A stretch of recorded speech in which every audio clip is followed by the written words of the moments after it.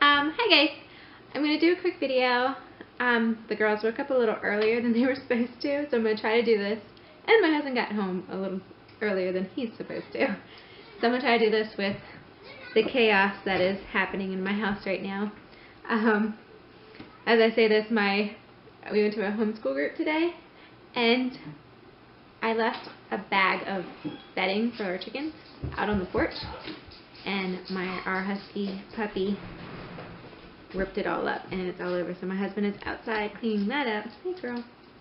Let me hold this. Gosh, I don't want her to knock this over. Okay, so let's get to the thing. I'm going to do my virtual homeschool co-op number 3, and it's all about reading lists this week. So I have my list of questions right here because I'll never remember them. So if you don't know, I'm Candice. I have 3 girls, 7, 4, and 2. So, and we all sit at the table and we all do homeschool. More so for my 7-year-old than my other 2, but they do get a little bit of it. So, you can do those questions for Daddy. Not this time. So, I'm going to start. Hold on. Is it still? Okay. Making sure it's still recording. So the first question is, how and where do you get your book list? So I get my book list kind of everywhere. I said in a previous video that our homeschool is not, in the box or very structured. I kind of pull from all kinds of things. And so, I lost my train of thought. So our reading list is pulled from a whole bunch of things, but the way I do my reading list, I just use 2 things. SONLIGHT's reading list. So I go on the SONLIGHT website and I look up their 2nd grade unit or core. I'm not sure how it works, but I just look up the 2nd grade readers for that core. I think it's like B or C now because Mia is in 2nd grade. So I do that and I look at it and I pull some of the books from those. And the second way I look up things to add to our reading list is through the Mighty Girl website. I'll try to remember to link that down below. Since I have 3 girls, we definitely love to read books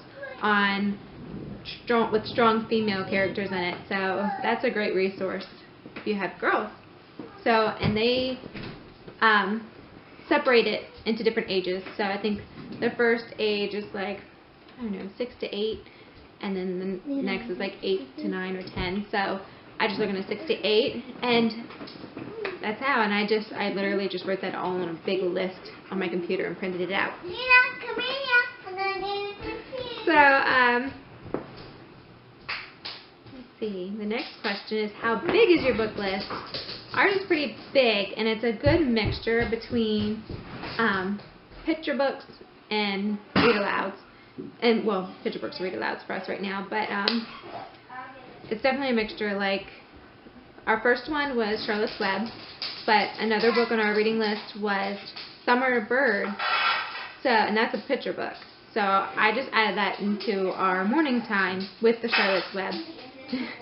Kids are feeding the dogs. So that's how I do it. And our list is pretty big because of that, because I kind of mix them all together. Let's see. So the next question is, how do you assign reading? My kids are not old enough to be reading on their own. Mia is almost to that level where she can read, and but she's not to that level where she can read chapter books by herself. She can read some picture books, and she can read the early learning or early reader books, but she's not really at that point where she can just read aloud by herself. That, from our reading list. She has a whole bunch of books that she can read that are like step 1 readers, or she's really into Mo Williams, the Elephant and Piggy series. She really loves those right now, so she always gets 2 or 3 of them at the library each week. So that's how we do kind of our assigned reading. But I do try to get her to do at least 15 minutes of reading a day if we can kind of do it. And we also include our All About Reading stories or lesson if she has to read a story from there that week or for that day. That kind of gets added to our assigned reading. Do you Hey, so I didn't realize my camera had stopped recording on while I was talking. So I just wanted to pick up, I think it was on like the fourth question, third or fourth, which is, do you do reading incentives or rewards? I think that's what the question was. We do. We have two systems for our reading. Two systems for our reading incentives.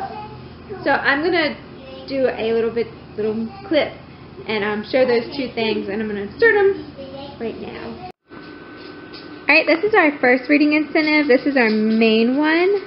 On the side of my fridge, I have a each girl has a reading chart.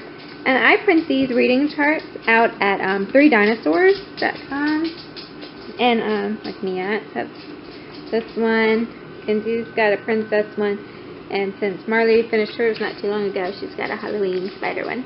And it's just, well, that one's a 100 chart, but I'm using it as a reading chart.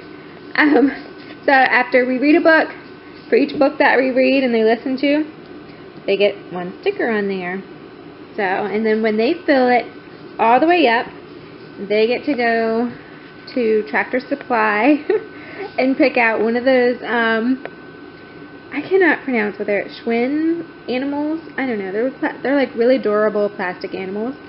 Or they can pick out the tractors, like the John Deere and the Cat tractors. So they can, like Kenzie has picked out a couple tractors, and the other girls have picked out some horses. Marley's picked out a dog and a cow. So, I mean, they're really things that I don't let them pick out something from Walmart, because it's just, that's not something I want in the house, and I don't want a whole bunch of toys at the house, but I do like those plastic animals, and they're nice and thick and heavy duty animals, so I like to have those in the house, and I like for them to get them and collect them. So that's our first one. The second one that I'm not completely consistent with is we have these penny jars for Mia and Mackenzie. And I think I saw this idea on like Raising Clover's YouTube channel. I cannot remember where I saw this one. But for each page they read, they get a penny in their jar. And these are actually, I started out as these being the chore jars and filling up with pom-poms each time they did something. Either were kind to their sister that I saw, or they finished a chore, I would put a pom-pom in. But we weren't very consistent with that. So now I'm trying these penny jars, and they're okay. I need to get better with them. I need to tell the girls what they are so that they get more excited, because I haven't really quite explained what they are yet, so they don't really know that they get a penny each time they read a page. But Mia kind of knows, but I need to get them more involved of getting a penny and putting it in a jar so they get more excited about it. I really did this mostly for Mia, to get her excited and to read by herself. And these are pages that she either reads to me or reads independently, so I wanted to encourage that, and so that's why I did this, and not just, she has to read a whole book for the sticker chart, but this is just by page, and it breaks it down. Oh, good job. And it just breaks it down a lot more. It makes it more manageable. So with Kenzie's is reading, Kenzie is doing these little sight word books, so that she gets a page each time she reads a page from her sight word book. So, and poor Marley hasn't done it yet, but she's not missing that. She doesn't show that she's missing out on it. I don't know what I'll do when she does. But there we go. There's our two reading incentives. Hey, you got orange juice? Orange juice? We don't have orange juice. What is it? It's the stuff. Oh, the apple cider. Okay. Sorry, my camera stops recording after 5 minutes. Every 5 minutes it cuts off. So makes it a little annoying. So I don't know where I stopped, but anyway, I'm just ending it out with what is your intent or goal that you use your reading list to accomplish? What is your why? Is it to increase vocabulary and etc.? But our reading list really is to just keep. Thank you to make this. You're welcome. Our reading list is literally just to keep me accountable for what we're doing and what we're reading, and to kind of make sure I can add new books to it anytime. It's not like the set reading list. So if I hear another good book, or I see a good book that someone's reading on Instagram that I think would be a good fit for us, I'll add it to it. So that's really just where I keep my ideas, and it holds me accountable, because I like to highlight the books off the list. So it makes me feel accomplished and that we've done something. So far I've only done 2, but we're getting there. Charlottesville took us a lot longer than I thought it was going to take us, but we finally made it through. And you know, right now we're on Little House in the Big Woods, so hopefully, you know, we'll get through that. And the girls are really enjoying it, and we usually take breaks without. Usually we take breaks within it to explore those ideas. Like, it's 2 more minutes, I can watch a show. Oh, you think? What was I saying? I'm like one of those people where it's like, squirrel, what? I can't remember. Oh yeah, like today we were reading Little House in the Big Woods, and it was the Paw and the Panther story, and or the Grandpa. And Panther. Yeah, hold on. And the Jaguar. What happened? Skate the Hussy. Yeah, the Panther jumped on the horse.